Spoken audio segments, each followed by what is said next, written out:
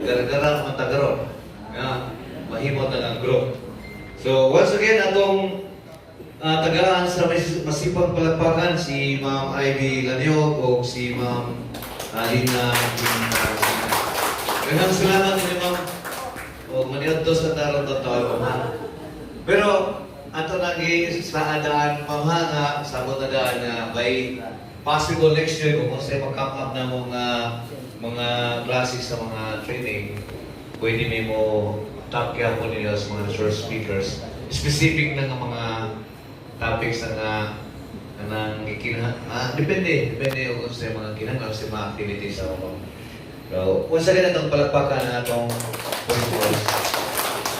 At this juncture, atong ihatag ang floor sa atong pinalangga na municipal administrator in behalf sa atong mayor na nakakaroon ito daghang trabaho in town na po bisita.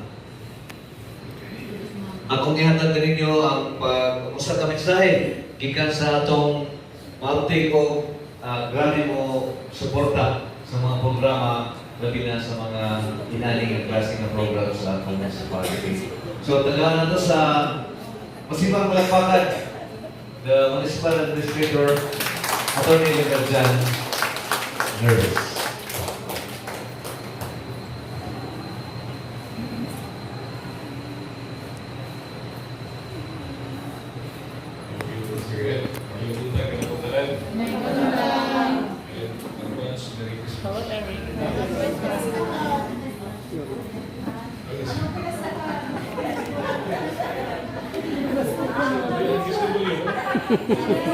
SPO, PSW dari Bukon ba? Karon. Ang inyo kung saan day? Ako man ko na inyo, kaya yun na lang mo sa liga. Ako may please liga. Si Sir Eko na yung bahala na. 16 na yun na attorney, pero ang punto na may kuhan, pinasukuhan. Basta mag-ginawa pa ito, pinasukuhan na. Oo. Diba? Gasa na yung ginawa na bonus na nagdapat yung ginawan. Diba? Makuman na yung bitaw. Anay ko nung tapo na yung anyway, si Berlin Lake to rin sa post ng gusto kong mga rin din pero ito may iyang successive yung bisita. Wala niyang i-hangyo to address ninyo ka ng taga. I've learned nga, kaning tigong karon is the purpose is for the creation sa establishment of gender-based violence watch groups. Watch groups, nila mo kung organization. Base sa society.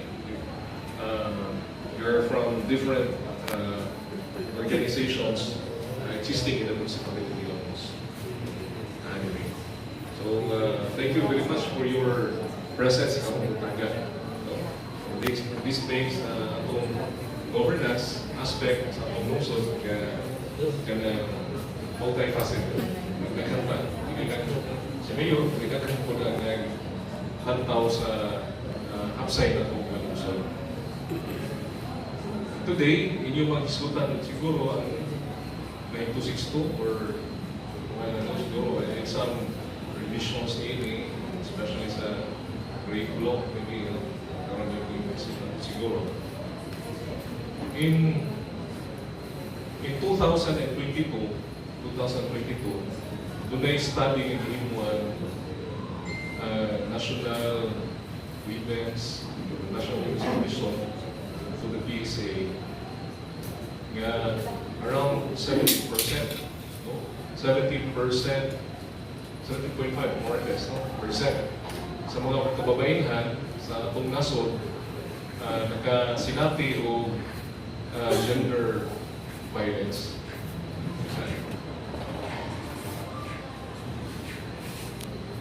Sinati gender violence. Pwede ba magpag-ulit niyo ka dyan? This gender violence, nakakipigtog yun na siya sa magkatao, sa babae. karon yung uso na itong diagnosis. Sa 17.5%, ako yung more or less 1,000 plus, 1,700 ang kaso ni Saray. And that's 2022. Eh, recently, ang itong case, 2025, siguro hindi mo 2025. After 3 years, siguro na ang case. So, siguro na iba ko karoon, hopefully, i-decrease ni. Pero, ato pa, pervasive pa rin biniguan, pervasive, ato pa. Ato, nilain ba? Wala yung nga, kailang lugar, kaning region, buburan nila ito, buburan.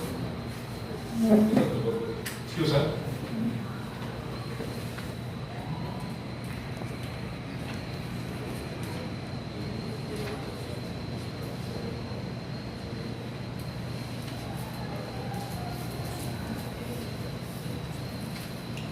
Okay,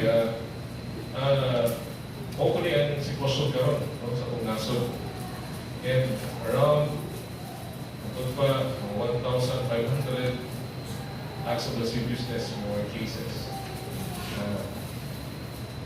Magandaan na ito sa school. Kung sa may karabigitan yan in terms of sa itong community, ano itong nagdiskutan din sa itong buksod.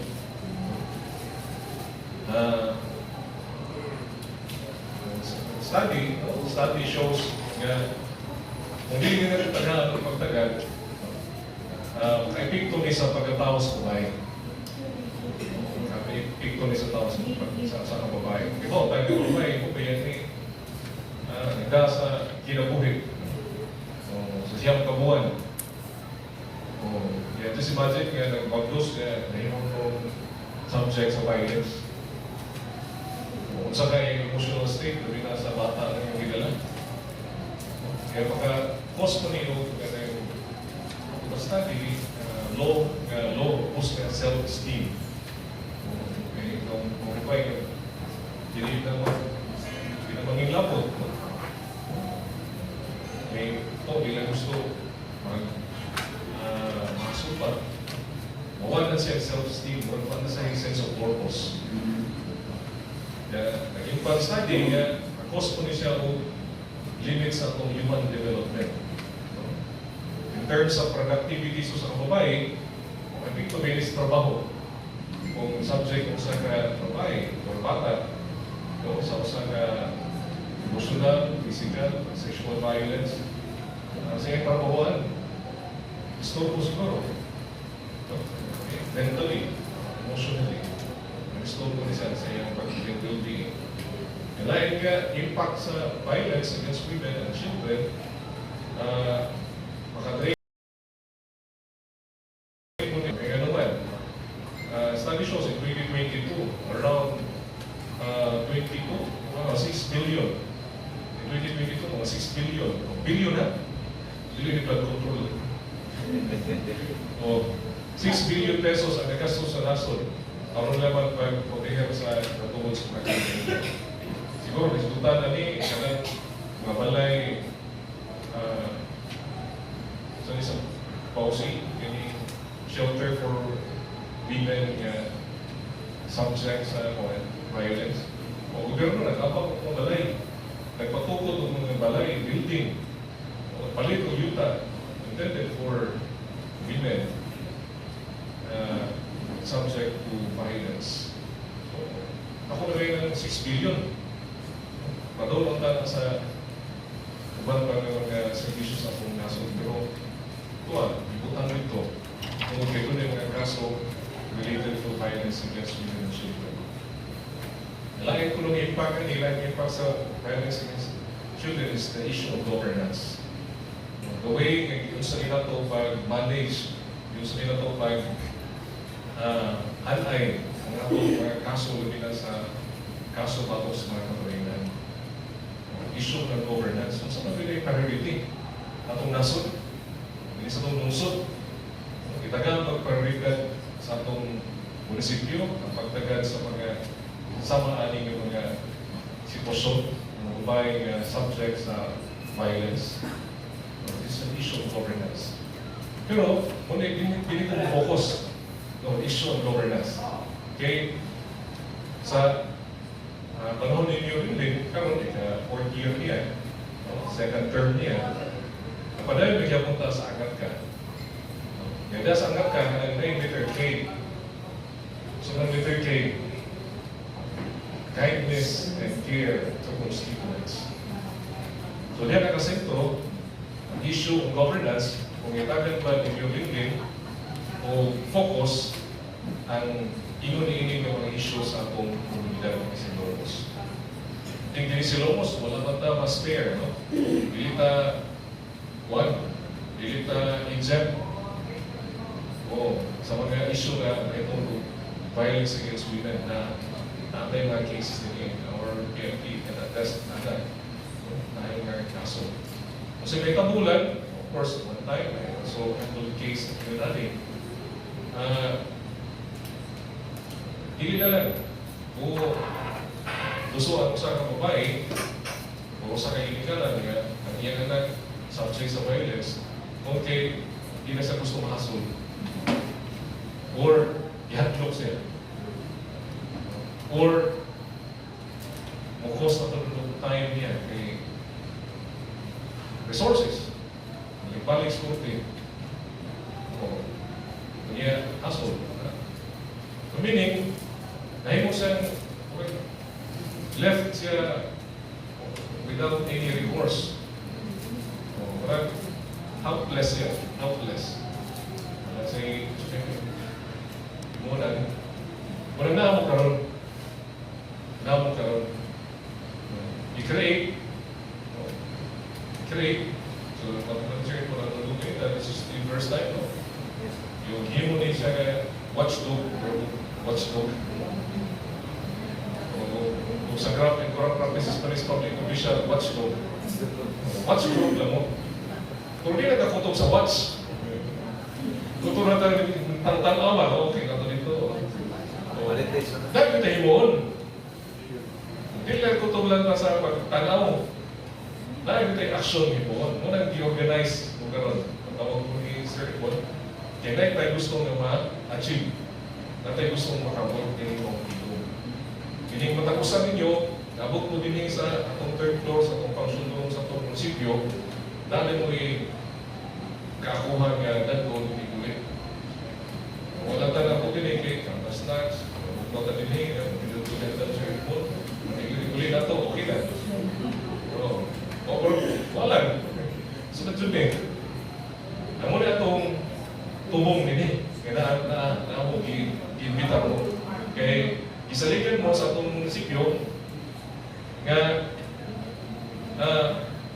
muhimo mo sa angay nga himuon nga kakuhan din mo nga grupo as watch group. Organize mo siguro dunay mga follow-up session or follow-up meeting. Dili lang siya na first, but this will be this will be the first of series of meeting. Kaya inyong magkabot-abot mo, mag-discuss mo.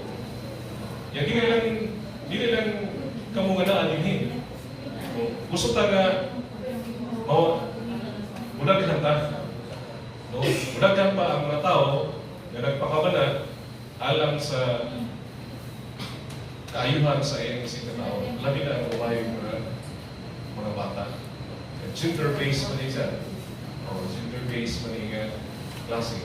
Hindi mo na sa inyo ng mga lalaki, mga sugon, mo hindi pasipala. Pero mo malagi na ito sa stereotyping. Ang mga lalaki, mo may kaman. So, kani, pag inukar mo din na ito, it's another purpose nga, may inukar mo na. So, nga itong i-level up, ang itong pagsabot, when it comes to gender. Kailangan ko ng gender, tayo po din sex. Ang sex mo na, male, female. Ito na gender, kanya itong mga PSPO, mga hanas na nila. So, ito na rin sila alin. Kumusta rin. Pa-elevate na itong pagsabot. Hindi, yung mga punto. So, kindness and care to constituents.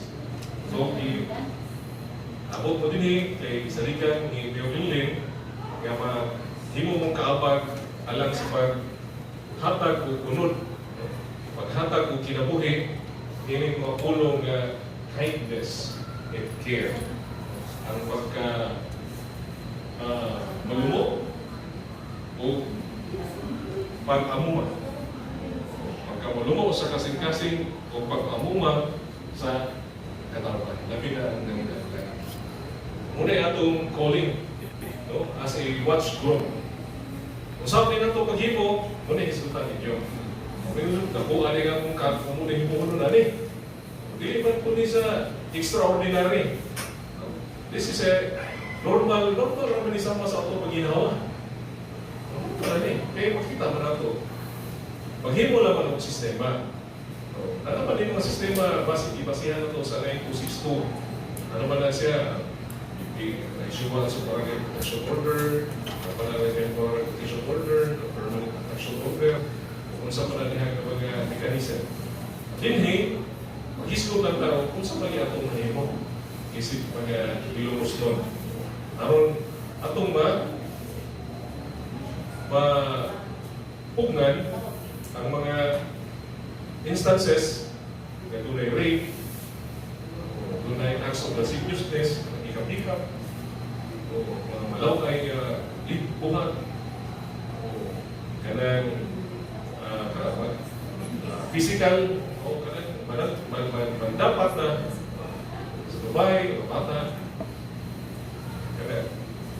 Kaya challenge this mga lalaki. Challenge ni mga lalaki. Partner na to ang mga babae. Partner na to ang mga babae. Yung babae, hihimo ni Sino, dili man yung pasabatan. Di ba? Hihimo ang babae, aron na itong halon. Atong panggaon.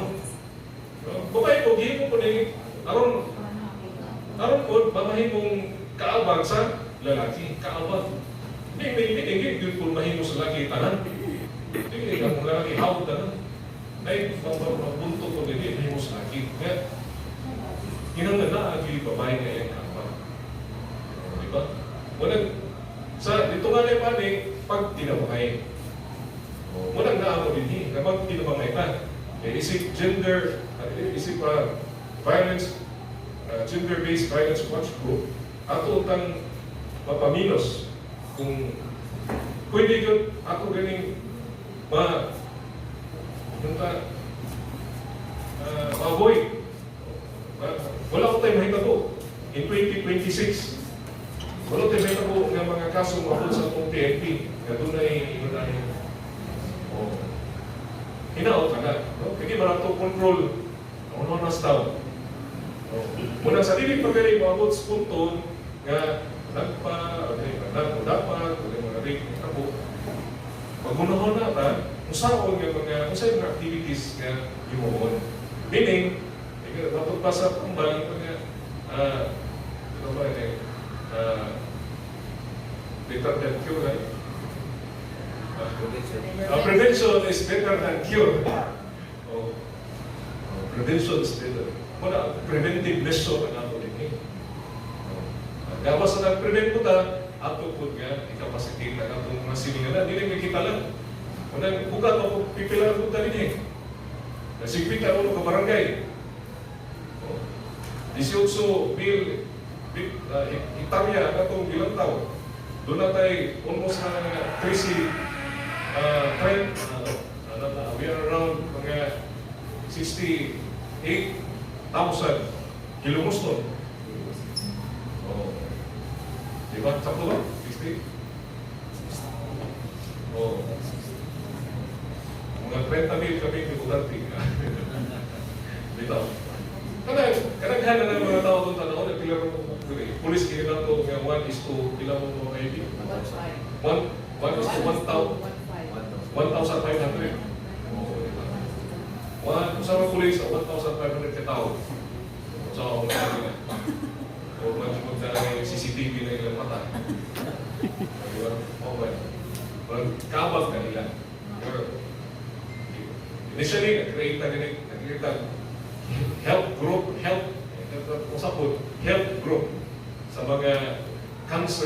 patient. Atong dunay mga breast cancer na mga kanang victims and survivor. Doon na tayo grupo po na. Doon na tayo health group sa mga nakosok na doon na yung naka-ambo trauma sa naka-soil trauma sa cancer. Hindi na sa breast. So, we can help that, di ba? So na po tayo, 3 years ago sila. So kung doon na yung mga babae nga nakahingatong karon, sama na, or kato doon ay nagduda pa kanaan, doon na tayo health group na yung kadulan. Sila po, matang na ito, may matang na ito, ideya, o matang na ito, wala. Kamu po, so watch group na po. Bantay, kita may tibantay. Kaya importante kayo organize, kay natabang ka na makomplito ang sa usa ka kilos. Kindness and care ito po si Torres. Sa mga pagi, ang iyong presensya, magpaangat pa sa itong lungsod sa Ilocos. Daghang salamat.